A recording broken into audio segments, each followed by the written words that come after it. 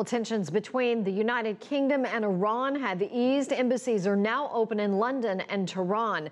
The opening of the British embassy in Iran comes almost 4 years after violence by hardliners. CCTV's Richard Bestick picks up our coverage in London. Richard, an historic day for diplomacy, no doubt.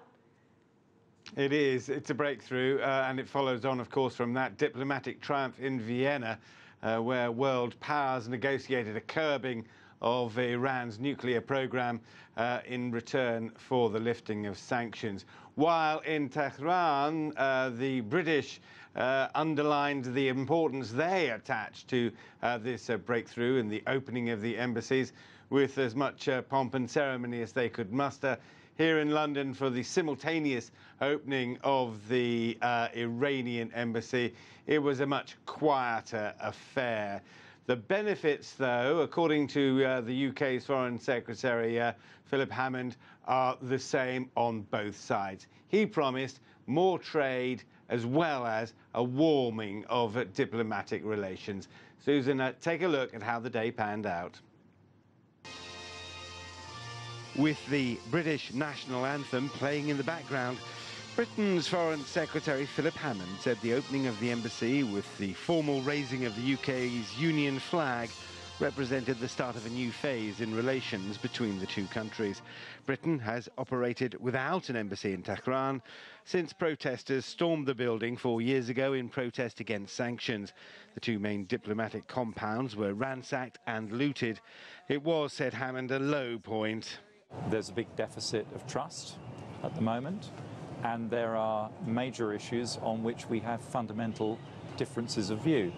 But the symbolic importance of deciding to reopen embassies in each other's countries is that we've chosen to talk to each other about those differences, to discuss them together.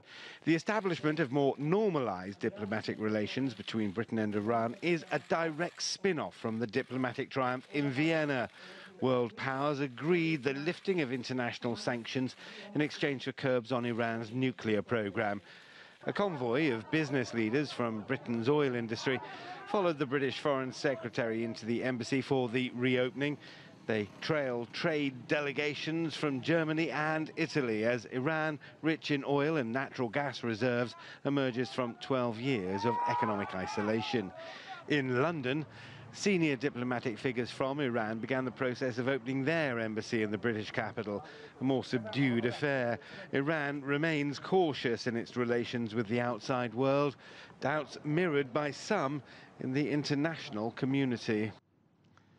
Well, Susan, clearly the relationship between Iran and the world community, and indeed the United Kingdom, will take some time to develop. But what's clearly apparent from the numbers already knocking on the doors of the Iranian government is that there will be a huge economic upturn, both for the Iranian economy and for the world economy, if this whole diplomatic breakthrough can be kept on course.